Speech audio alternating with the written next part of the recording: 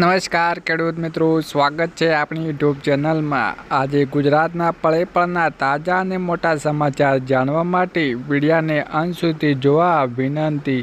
સૌપ્રથમ સમાચારની વાત કરીએ કે બુગેટ પહેલાં જ મોદી સરકારની મુશ્કેલી વધી। કેન્દ્ર સરકારે 23 જુલાઈએ સામાન્ય બજેટ રજૂ કરવાની, ત્યારે નીતિન કુમાર અને ચંદ્રબાબુ નાયડુએ બજેટ પહેલાં જ સરકારનું નાક દબાવીને 4.80 લાખ કરોડ રૂપિયાની માંગ સાથેની લિસ્ટ પકડાવી દીધું કહેવામાં આવે છે। મોદી સરકારની નીતિ જેડીયુએ 12 અને ચંદ્રબાબુને ટીડીપીના 16 સભ્યોના ટેકા પર ટકેલી છે। તેના લાભ ઉઠાવીને બંને મોદી સરકાર પાસે ધાર્યું કરાવવાની ફિરાકમાં છે। ચંદ્રબાબુની નીતિને પોતપોતાના રાજ્યો માટે વિશેષ આર્થિક પેકેજની માગણી કરી રહ્યા છે। આગળ મહત્વની વાત કરીએ કે પાક વીમાનો હાઈકોર્ટ એક્શન। ખેડૂતો પાક વીમાના વળતર મુદ્દે રાજ્ય સરકારે હાઈકોર્ટ રજૂ કરેલા રિપોર્ટ કોર્ટ નકામો છે। વળતર માટે સરકારે કરેલા સર્વે યોગ્ય નહીં હોવાનું કોર્ટે અવલોકન કર્યું છે। 2017 અને 2018માં ખરીફ પાકને ભારે વરસાદને કારણે નુકસાન થયું હતું હોવાથી કોર્ટ નોંધ લીધી છે, જેમાં પીએમ પાક વીમા યોજના હેઠળ લાયકાત ધરાવતા ખેડૂતોને રજૂ સાંભળ્યા વિના જ સરકાર કમિટી અને એકતરફી રિપોર્ટ બનાવ્યો છે। કોર્ટે નોંધ્યું છે કે 2 અઠવાડિયામાં નવસારીથી સોગંદનામા પર વિગતો મૂકવા કોર્ટને હુકમ કર્યો છે। આગળ વધુ મહત્વની વાત કરીએ લર્નિંગ લાયસન્સ ખુશખબર। રાજ્યની આરટીઓમાં સિસ્ટમમાં સુધારો કરાયો છે। લર્નિંગ લાયસન્સમાં સ્ટુડન્ટ સુધારો થવાની હવે લર્નિંગ લાયસન્સ મેળવવાની સરળ થયું છે। લાયસન્સ માટે લેવાતી પરીક્ષાની રાહત આપવામાં આવી છે। તમારે લર્નિંગ લાયસન્સની પરીક્ષા પાસ કરવા માટે 15માંથી 9 પ્રશ્નો સાચા પડતા લર્નિંગ લાયસન્સ ઇસ્યુ કરવામાં આવે તો જો અગાઉ 15માંથી 11 પ્રશ્નો જવાબ સાચા પડતા લાયસન્સ અપાતું હતું। આગળ વધુ મહત્વની વાત કરીએ કે ભૂપેન્દ્ર પટેલે એક્શન। વ્યાજખોરો અને વ્યાજના વિષચક્રમાં ફસાઈ ચૂકેલા સામાન્ય નાગરિકોને આ ચુંગાલમાંથી મુક્ત કરાવતા ખેડૂતો સરકાર એક્શનમાં આવી છે। ગત 21 જૂનથી ખાસ ડ્રાઈવ શરૂ કરવામાં આવી રહી છે। 31 જુલાઈ સુધી ચાલશે। અંકૃતિ એક પણ વ્યાજખોર પોલીસની કડક કાર્યવાહીથી બૂચ નહીં અને કોઈ નિર્દોષ વ્યક્તિ સામે ખોટા કેસ ન થઈ જાય તેવી ખાસ તકેદારી રાખવાની સૂચના ભૂપેન્દ્ર પટેલે આપી છે। વધુ આગળ વાત કરીએ કે એલપીજી ધારકો મોટી રાહત। કેન્દ્રીય પેટ્રોલિયમ અને કુદરતી ગેસ મંત્રી હરદીપસિંહ પુરીએ એલપીજી સિલિન્ડરના કરોડો ગ્રાહકોને રાહત આપી રહી છે। હરદીપસિંહ પુરીએ સ્પષ્ટતા કરી હતી કે એલપીજી સિલિન્ડરમાં ભાવમાં ઈ-કેવાયસી કરવા માટે કોઈ સમસ્યા જ નથી। તેમણે કહ્યું કે ઓઇલ માર્કેટિંગ કંપનીઓને નકલી ખાતાઓને દૂર કરવા અને કમર્શિયલ સિલિન્ડરની છેતરપિંડી બુકિંગને રોકવા માટે એલપીજી ગ્રાહકો માટે ઈ-કેવાયસી લાગુ કરી રહી છે। આગળ મહત્વની વાત કરીએ કે આયુષ્માન કાર્ડ હોવા છતાં હોસ્પિટલ નથી કરતી ફ્રી સારવાર, અહીં લગાવો ફોન। 14,555 નંબર ડાયલ કરીને નોંધાવી શકો છો ફરિયાદ। ઓનલાઈન ફરિયાદ પણ કરી શકાશે। ફરિયાદ યોગ્ય હશે તો હોસ્પિટલ પર કાર્યવાહી થશે। ભારત સરકાર દ્વારા દેશના નાગરિકોને માટે અનેક યોજનાઓનો લાભ લેવાય છે। અલગ અલગ જરૂરિયાતોના આધારે અલગ અલગ યોજનાને ચલાવવામાં આવે છે। સ્વાસ્થ્ય તમામ લોકો માટે મહત્વનું રહેવું છે। બીમારી સારવાર માટે લોકોને અનેક ગણા રૂપિયા ખર્ચ થઈ જાય છે। આ માટે લોકો આયુષ્માન કાર્ડની મદદ લે છે। અને જો તમને આ કાર્ડ હોવા છતાં હોસ્પિટલમાં ફ્રીમાં સારવાર નથી આપતા તો તમે ફરિયાદ કરી શકો છો। આગળ મહત્વની વાત કરીએ કે ઈએમઆઈ થયો મોંઘો, બેંકે લીધો મહત્વનો નિર્ણય। બીઓબીના લાખો ગ્રાહકોને બેંકે જોરદાર ઝટકો આપ્યો છે। બેંકે તેના એમસીએલઆરમાં વધારો કર્યો છે, આથી તેની સીધી અસર ચાલુ લોનમાં ઈએમઆઈ પર થશે। છેલ્લા 1 મહિનામાં એસબીઆઈ અને બેંક ઓફ મહારાષ્ટ્રના લોનના દરોમાં વધારો થયો છે। લોન ધારકોને એક પછી એક બેંક તરફથી છુટકારો મળી રહ્યા છે। હાલમાં એક પછી એક બેંક સતત લોન દરોમાં વધારો કરી રહી છે। વધુ આગળ વાત કરીએ કે હવે ફાસ્ટેગ ભૂતકાળ બની જશે, હાઈવે પર ટોલ બ્લોક હટાવવાની તૈયારી। જો તમે પણ ફાસ્ટેગથી પરેશાન છો તો તમારે સમાચાર તમારા માટે જ ઉપયોગી સાબિત થઈ શકે છે, કારણ કે ખૂબ જ ટૂંક સમયમાં ફાસ્ટેગ ભૂતકાળમાં બંધ થઈ જશે। સૂત્રોનો દાવો છે કે 23 જુલાઈએ રજૂ થનારા બજેટ સત્રમાં ફાસ્ટેગ પર ચર્ચા થવાની સંભાવના છે। એવી અપેક્ષા રાખવામાં આવે છે કે હવે હાઈવે પર ટોલ પોઈન્ટ હટાવવાની તૈયારી કરવામાં આવી રહી છે, કારણ કે ફાસ્ટેગ સિસ્ટમ લોકોને ઓછી સુવિધા અને વધુ છેતરપિંડી કરી રહી છે। ટ્રાન્સપોર્ટ મિનિસ્ટર નીતિન ગડકરીએ પહેલાં જ ફાસ્ટેગ વિશે ચર્ચા કરી ચૂક્યા છે। એવું કહેવામાં આવી રહ્યું છે કે ફાસ્ટેગની અન્ય ફોર્મ્યુલાઓનો ઉપયોગ કરીને કાપવામાં આવશે। આ માટે પરિવહન મંત્રાલય લાંબા સમય ટ્રાયલ ચાલી રહી છે। વધુ આગળ વાત કરીએ કે મેન્ટેનન્સના બહાને રેશન કાર્ડ ધારકોને કરાતી હેરાનગતિ। પુરવઠા વિભાગનું સર્વ પેમેન્ટ સન્માન બહાને ગત 7મી જુલાઈ સુધી બંધ રાખવાની જાહેરાત કરી હતી, પરંતુ 9 જુલાઈ સુધી સર્વ કાર્યરત થતું નથી, જેના લીધે પુરવઠાના વિતરણની વ્યવસ્થા ખોરવાઈ ગઈ છે। મેઇન્ટેનન્સના બહાને રેશન કાર્ડ ધારકોને ધક્કે ચડાવી દેવામાં હોવાને આધાર કાર્ડને રોષ વ્યક્ત કર્યો છે। બીજી બાજુ ગોડાઉનમાં ટ્રકોની અંદર ભરેલી પુરવઠો સસ્તો અનાજની દુકાન અને સંબંધિત રેશન કાર્ડ ધારકો સુધી પહોંચાડી શકતા નથી। ખેડૂતો માટે મહત્વના સમાચાર કે ખેડૂતોને 2000નો હપ્તો માટે આ કામ ફરજિયાત કરી લેવું। ભારત સરકાર દ્વારા પ્રધાનમંત્રી કિસાન સન્માન નિધિ યોજનાને રજીસ્ટ્રેશન થયેલા ખેડૂત લાભાર્થીઓ માટે 17મા હપ્તા ચૂકવવા માટે લાભાર્થીઓની ચકાસણી કાર્યવાહી આગામી 31 જુલાઈ સુધી ચાલુ છે। પ્રધાનમંત્રી કિસાન સન્માન નિધિ યોજના હેઠળ ભારત સરકાર દ્વારા 13મા હપ્તાની બેંક ખાતાના આધાર સીડિંગ ડેબિટ એનેબલ કરવાનું તેમજ 15મા હપ્તાની ઈ-કેવાયસી કરાવવાનું ફરજિયાત કરવામાં આવ્યું હતું।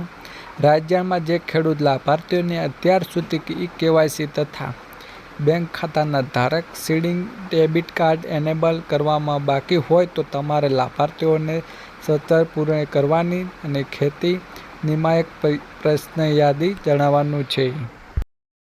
આગળ મહત્વની વાત કરીએ કે 18મી લોકસભા બજેટ સત્રનું એલાન આ તારીખે થઈ શકે છે રજૂ।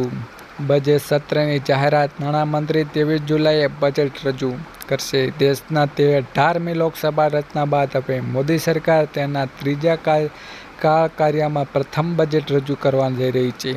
કેન્દ્રીય બજેટમાં 2024ની તારીખ જાહેર કરવામાં આવી છે। નાણામંત્રી નિર્મલા સીતારામન 23 જુલાઈએ સંસદમાં બજેટ રજૂ કરશે। 18મી લોકસભા પ્રથમ સત્ર સમાપ્ત થઈ ગયું છે અને નવા ચૂંટાયેલા સાંસદોની શપથવિધિ પૂર્ણ થઈ ગઈ છે। જણાવી દઈએ કે લોકસભા અને રાજ્યસભાની સંયુક્ત બેઠક યોજાઈ હતી, જેમાં રાષ્ટ્રપતિ દ્રૌપદી મુર્મુએ સંબોધન કર્યું હતું કે તમામની જરૂર બજેટ સત્ર પર સંસદનું સત્ર 22 જુલાઈ 12 ઓગસ્ટ સુધી ચાલશે।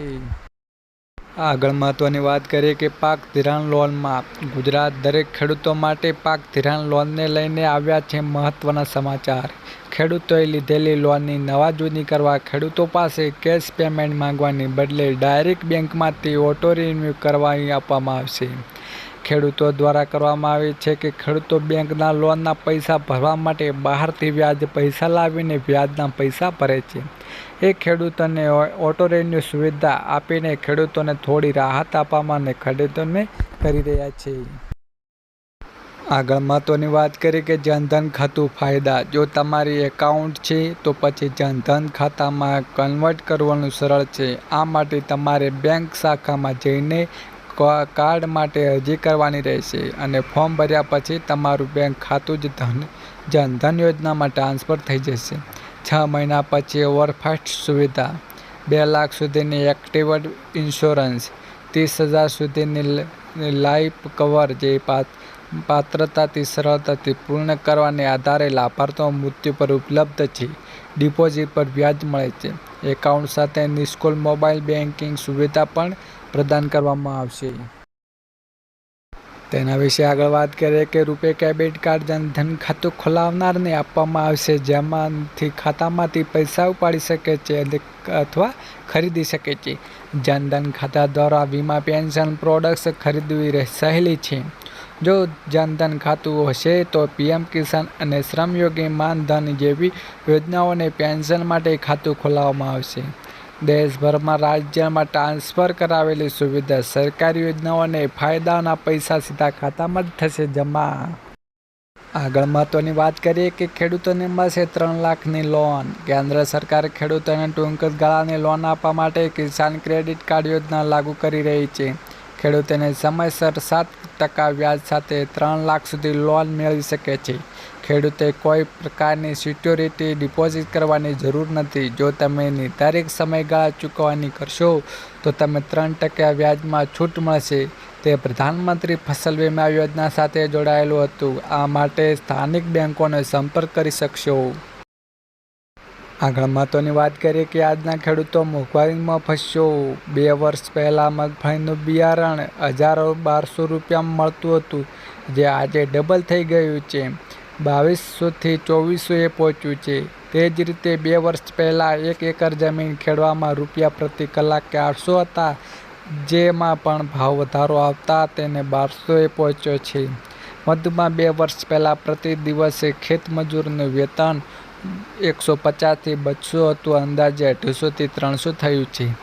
રાસાયણિક દવા ખાતરો 2 વર્ષ પહેલાં આજથી તારીખ કિંમતોનો 30% વધારો થયો છે.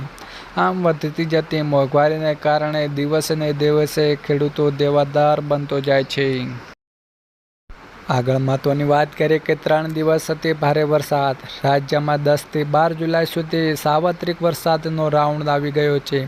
તેમણે જણાવ્યું હતું કે રાજ્યમાં જે વિસ્તાર વરસાદની બાકાત હતા, વરસાદની વંચિત હતા, ત્યાં 10થી 12 તારીખના સેશનમાં સારા વાવણી લાયક વરસાદની શક્યતા છે. 10, 11, 12 જુલાઈ અને 3 દિવસ દરમિયાન રાજ્યમાં મોટાભાગના વિસ્તારોમાં સારો વરસાદ થવાનો છે. વધારે વરસાદ 11 જુલાઈના રોજ અતિ ભારે જોવા મળશે તેવું માન છે કે સૌથી વધુ તીવ્રતા દક્ષિણ ગુજરાતમાં જોવા મળશે. આગળ મહત્વની વાત કરીએ કે ઈડીએ ચાર્જશીટ કેજરીવાલને આપી બનાવ્યા. દિલ્હીના લિકર પોલિસીની કથિત કૌભાંડના મામલામાં ઈડીએ રાઉન્ડ એવોર્ડ કોર્ટમાં ચાર્જશીટ દાખલ કરી છે.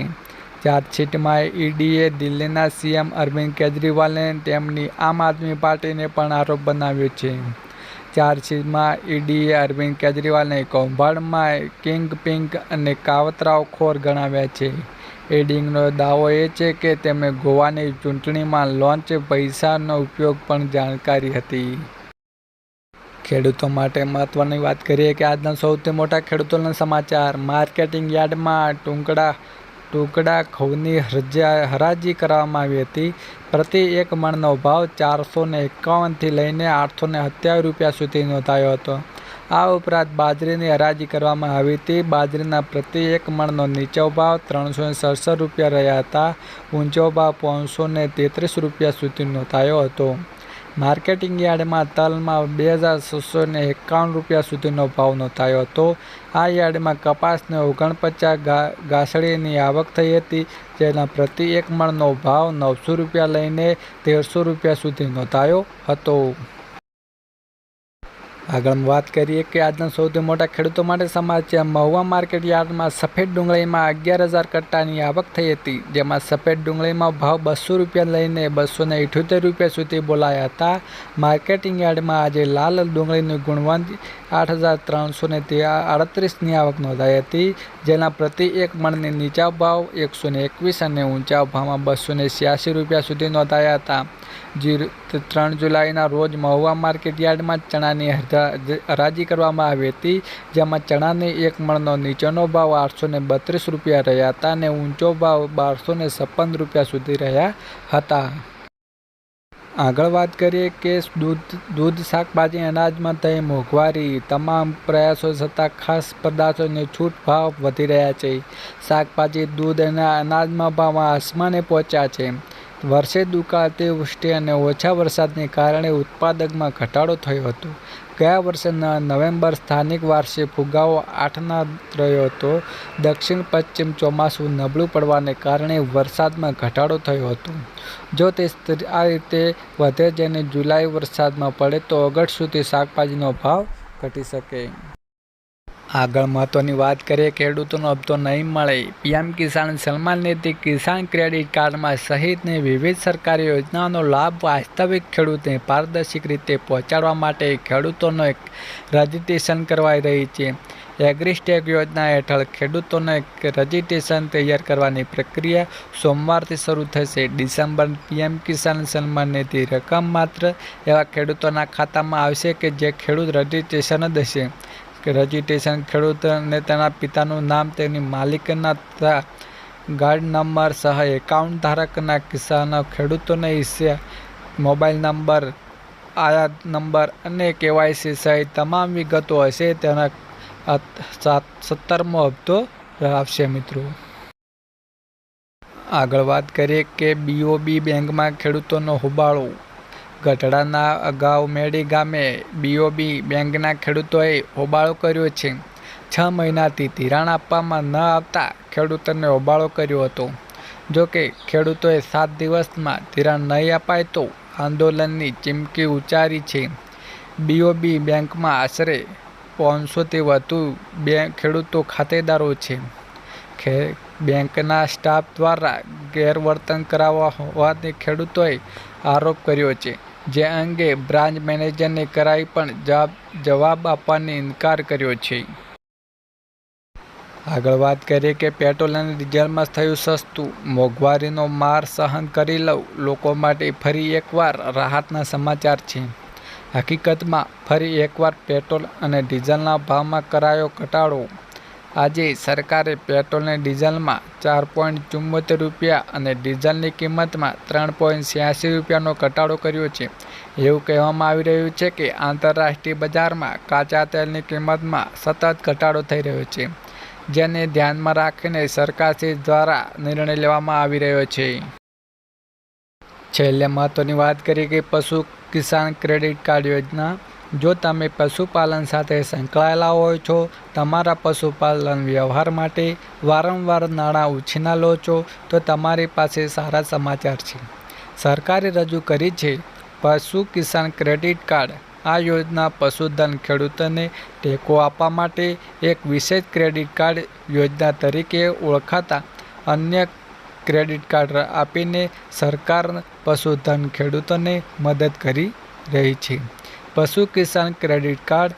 આ કાર્ડ પશુધન યોજનાઓનો એક ભાગ છે, જેનો હેતુ ખેડૂતોને પશુપાલન વ્યવસાય સુધારો કરવામાં આવે છે. આ કાર્ડ સાથે ખેડૂતોને હવે તેમના પશુધન વ્યવસાયને ટેકો મળી શકે મિત્રો. Yeah.